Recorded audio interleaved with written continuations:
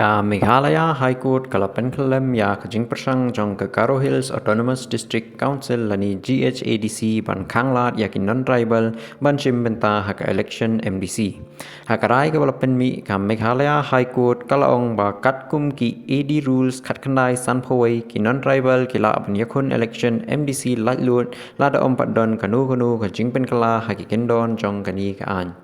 Kani kemukot duma la ujor da u inamul ho bat labishar da ka bench jong Justice HS thank you ha ka Meghalaya High Court ha Shillong.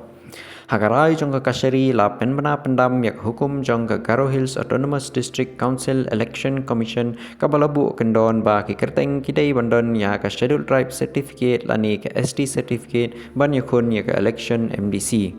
Ka kashari kalapan pauru ba ka Government of Meghalaya kamshem la kershan ya karai jong ka Election Commission jong ka Garo Hills Autonomous District Council lani GHADC hakani ka kam.